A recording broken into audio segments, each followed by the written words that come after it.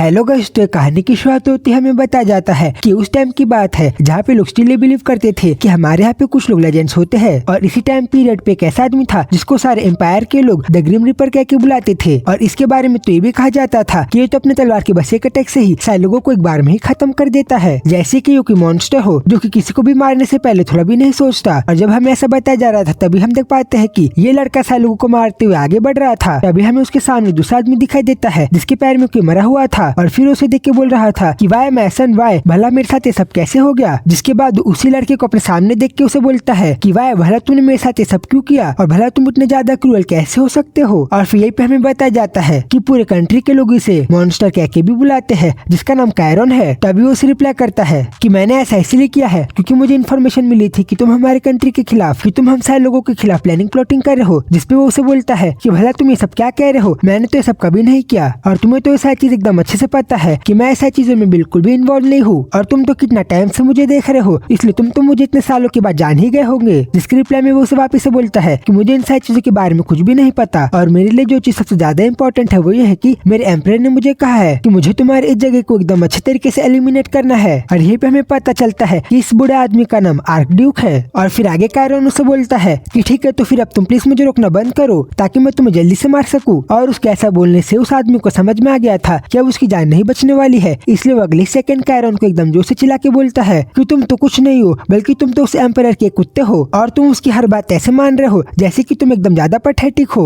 जिसके बाद आगे कायरन उसकी एक नहीं सुनता और फिर अगले सेकंड उसके ऊपर एकदम जोर से अपने तलवार से हमला कर देता है। और तभी वो मरने से पहले उसे बोलता है कि तुम देख लेना, तुम्हें तुम्हारी ये सब बेकार हरकतों के लिए नर्क में जाना पड़ेगा, मैं तुम्हें एकदम गारंटी के साथ कहता हूँ। पर फिर आगे वो कुछ और बोले उसके पहले ही वो वहीं पे खत्म हो जाता है। जिसके बाद उसे इसी हालत में देख के कायरन बोलता है कि मैंने तुम्हें कहा था कि तुम मुझे रोकना बंद करो और अगर तुमने वैसा किया होता तो फिर अभी तुम डिग्निटी के साथ मरे होते। और फिर तभी उसे थोड़ी ही दूर आगे उस आदमी का रूम दिखाई देता है जिसके अंदर बहुत सारे मरे हुए जानवरों के बॉडी से बने हुए बहुत सारे सामान थे, जिसके अंदर अलग अलग तरीके की चीजें भी थी। जिस चीज को देख के कायरन बोलता है कि तुम मुझे कह रहे हो कि मैं नर्क में जाऊंगा, जबकि मुझे तुम्हारे इन सारे सामानों को देख ऐसा बिल्कुल भी नहीं लगता है कि तुमको हेवन में जाने वाले हो। और फिर तभी उन सारे सामानों के बीच में उसे एक चीज दिखाई देती है जो कि एक बहुत बड़े लाल कपड़े से ढकी हुई थी। जिसके बाद कायरन तुरंत उसके पास जाके उस कपड़े को हटाता है और फिर जैसे ही वो उस कपड़े को हटाता है उसे दिखाई देता है कि उस कपड़े के अंदर तो एक बहुत बड़ा टैंक था जिसके अंदर एक बहुत ही ज्यादा प्यारी सी मरमेड थी, जिसको देख के वो भी बहुत ही ज्यादा हैरान हो गया था। और फिर जब वो उस प्यारी सी मरमेड को देख रहा था तभी पीछे से उसके एक साथी आके उसे बोलता है कि सर, मैंने पीछे का आपका सारा काम अच्छे से खत्म कर दिया है उन सारे लोगों को मार के। तभी वो उसे जल्दी से चुप रहने के लिए बोलता है क्योंकि वो उस मरमेड को एकदम अच्छे से देख रहा था। तभी वो लड़का उसके पास आके उसे बोलता है, अच्छा तो आप इस मरमेड को देख रहे हो और क्या आपको पता है मैंने इस चीज को सुना था कि इस आर्कड्यूक के पास एक बहुत ज्यादा रेयरेस्ट चीजों की कलेक्शन है, पर मैंने तो ये चीज को इमेजिन ही नहीं किया था कि इसके पास भला एक मरमेड भी होगी जो कि बहुत ही ज्यादा लेजेंडरी चीज है। और फिर आगे उसे बताता है कि उसके सारी कलेक्शन हमारे लिए प्रॉब्लम की बात नहीं है और आप एक बात का ध्यान रखना कि अगर हमने इस मरमेड को हार्म किया या फिर इस नुकसान पहुंचाया तो फिर हमारी मौत भी हो सकती है। और शायद यही रीजन था जिसके कारण वो आर्कड्यूक मारा गया और ये आर्कड्यूक बार्टन उस आदमी का पूरा नाम है। जिसके बाद आगे कायरन उसे बोलता है कि वो आर्कड्यूक मारा गया इसका रीजन ये मरमेड नहीं बल्कि ये है कि वो हमारे नेशन के खिलाफ प्लानिंग प्लॉटिंग कर रहा था। और जब वैसे बोल रहा था तभी हम देख पाते हैं कि वो मरमेड उसको देख के कहीं ना कहीं अपनी भाषा में मदद मांगने की कोशिश कर रही थी, पर उसे वो मरमेड की बात ज्यादा अच्छे से समझ में नहीं आती। और फिर आगे बोलता है कि अब भला मैं आगे क्या करूंगा, कि ठीक है तो फिर अब मैं इस चीज को अपने साथ लेके जाऊंगा क्योंकि वैसे भी इस कैसल के अंदर जो भी सारी चीज है वो अब मुझे ही बिलोंग करती है। तभी उसका सर्वेंट उसे बोलता है ठीक है तो फिर मैं आगे बाकी के रूम को भी देखता हूँ। जिसके बाद जब वो मरमेड को दिखाई देता है कि वो लोग तो उसकी बात को सुन ही नहीं रहे थे, वो अचानक से थोड़ा देर के लिए शांत हो जाती है। जिसके बाद जैसे ही कायरन उसकी तरफ देखता है उसे दिखाई देता है कि उस मरमेड के चारों तरफ तो बहुत सारे घाव के निशान थे, जिसको देख के वो कहता है कि वाह, ये चीज तो बहुत ही ज्यादा एंटरटेनिंग है। तभी उसका आदमी बोलता है कि भला ये अचानक से इस तरीके से क्यों बिहेव कर रही है और कहीं क्या हमें इसे मारना तो नहीं पड़ेगा। पर फिर उसके बाद तो इग्नोर करके कायरन आगे बोलता है मुझे तो ये सब चीजों के बारे में नहीं पता, पर मुझे इसको देख के ऐसा लग रहा है कि ये हमारे साथ ज्वाइन होना चाहती है। और फिर आगे वो यही बोलते हुए अपनी तलवार को आगे निकालने लगता है। तभी उसका सर्वेंट उसे पीछे से बोलता है कि कहीं आप उसे मारने तो नहीं वाले हो। जिस पर रिप्लाई करता है अब ये चीज तो मुझे नहीं पता और वैसे भी मेरी मैजेस्टी ने मुझे कमांड दिया है कि मुझे इस कैसल के अंदर की सारी चीजों को मारना है। और फिर यही बोलते हुए वो बिना रुके अगले ही सेकंड उस मरमेड के कांच के ऊपर अपने तलवार से बहुत ही ज्यादा जोर से हमला कर देता है, जिसके लगते ही वो कांच एकदम ज्यादा जोर से एकदम जल्दी से टूट जाता है। और फिर अगले सेकंड वो मरमेड नीचे गिरने के बजाय उस कायरन के ऊपर ही गिर जाती है, जो चीज देखने में बहुत ही ज्यादा ब्यूटीफुल भी लग रही थी। और फिर आगे हमें दिखाई देता है कि अब वो टैंकर पूरा टूट गया था और अब वो मरमेड बहुत ही ज्यादा प्यार से उस कायरन की तरफ चिपक गई थी। तभी उसे अपने से इतना ज्यादा ज्यादा क्लोज देख के कैरन भी थोड़ी देर के लिए शांत हो गया था और फिर आगे वो उसके आइस को देख के बोलता है कि मैंने चीज को पहले नोटिस नहीं किया था, पर अब मैं इस चीज को ध्यान से देख रहा हूँ, तब मुझे ये एहसास हो रहा है कि तुम्हारी आंखें कितनी ज्यादा ब्यूटीफुल है। और फिर हमें पीछे से नरेशन के थ्रू बताया जाता है कि ये कहानी कुछ ज्यादा पास्ट की नहीं है, बल्कि ये तो एक मिथिकल स्टोरी है, एक मरमेड और एक प्रिंस के प्यार के बारे में, एक ह्यूमन और एक मरमेड के प्यार के बारे में। जिसके बाद आगे हम देखते हैं कि उस ब्यूटीफुल मरमेड को अपने पास देख के कैरन भी थोड़ी देर के लिए शांत था और फिर आगे अपने सर्वेंट को बोलता है, यान अब मैं इस मरमेड को अपने साथ लेके जाऊंगा, इसलिए तुम इसे अपने साथ ले जाने का कोई ना कोई इंतजाम करो और अब आगे मैं इस चीज के बारे में तुमसे कोई भी क्वेश्चन नहीं सुनूंगा। और इसी के साथ ये सीन पे खत्म होता है और हम आगे देखते हैं कि कैरन एक दूसरे रूम में चले गया था, जिस रूम को देख के वो बोलता है, मेरे हिसाब से मैं यहाँ पे दूसरी बार आ रहा हूँ और जब मैं यहाँ पे पहली बार मैजेस्टिक के साथ आया था, इस किंगडम का राजा हमारे सामने सरेंडर करने के लिए आया था, क्या आप लोग प्लीज मुझे माफ कर दो और अब हम लोग भी आपके साथ ही ज्वाइन हो जाएंगे। और जब वो ऐसा बोल रहा था तभी हम देख पाते हैं कि कैरन और उसके मैजेस्टिक के सामने एक लड़का आके सर झुका के उनसे भीख मांग रहा था कि आप प्लीज मुझे माफ कर दो, कि आप प्लीज मेरे और मेरे कंट्री को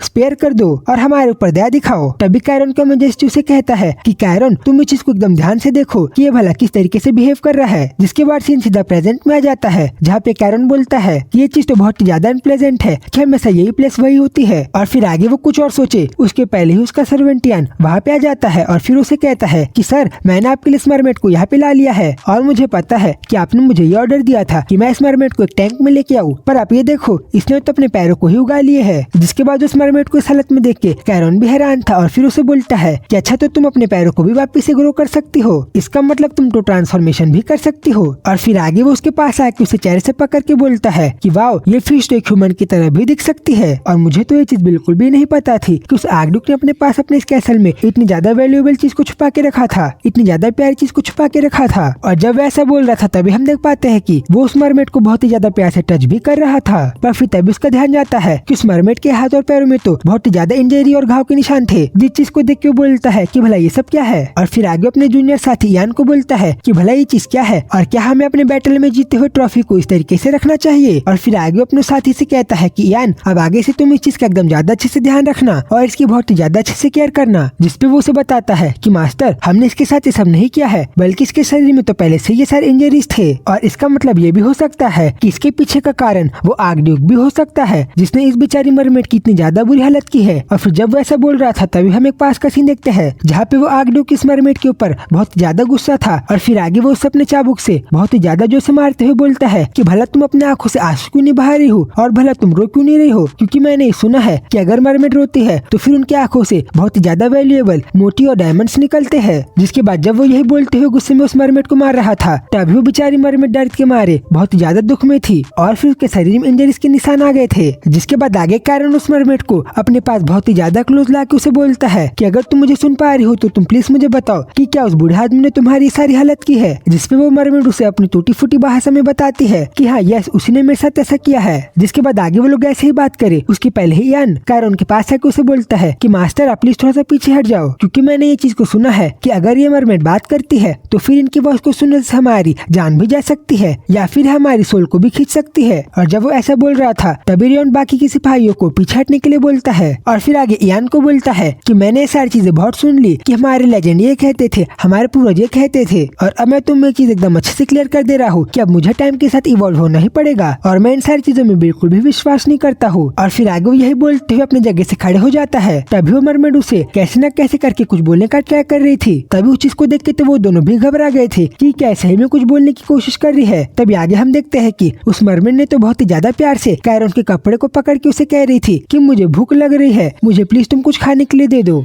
जिसके बाद आगे उस मरमेड को इसी बहुत ही ज्यादा प्यारी हालत में देख के कैरन बहुत ही ज्यादा खुश होकर उसे बोलता है कि वाओ मैंने तो चीज को एक्सपेक्ट भी नहीं किया था कि आज मुझे मेरे फाइट के बाद इतनी ज्यादा इंटरेस्टिंग ट्रॉफी मिल जाएगी। और यान अब तो मैं इसके बारे में सोच भी नहीं सकता हूँ कि भला आगे मेरे साथ क्या क्या होने वाला है। और जब वैसा बोल रहा था तभी हम देख पाते हैं कि वो उस मरमेड के आंसू को बहुत ही ज्यादा प्यार से अपने हाथों से पोंछ रहा था। और इसी के साथ ही सीने पे खत्म होता है और हम आगे देखते हैं कि कैरन अपने मिशन को कंप्लीट करने के बाद अपने साथियों के साथ मिलकर शिप में बैठ के वापस अपनी जगह में जा रहा था। तभी उसे ऐसा लगता है कि समुद्र की लहरें बहुत ही ज्यादा तेजी से चल रही है, इसलिए अपने कुछ सिपाहियों को रस्सी को खींचने के लिए बोलता है। जिसके बाद आगे वो लोगों की जर्नी ऐसी उस शिप में बहुत ही ज्यादा बढ़िया से चलने लगती है। और फिर थोड़ी ही टाइम बाद यान वहाँ पे आके कैरन को बोलता है कि सर हमारी जर्नी तो कुछ ज्यादा ही अच्छी और बड़ी थी, जैसे कि हमने अभी तक के हमारे रास्ते में पहले तो उस मिशन को कंप्लीट किया, उस पूरे एम्पायर को खत्म करके, और साथ ही में हमने अपने अब तक के इस समुद्र के रास्ते में बहुत सारे दूसरे शिप से भी फाइट किया था। तब इसी चीज को सुन के कैरन आगे उसे बोलता है कि ठीक है तो फिर तुम ये सब बात छोड़ो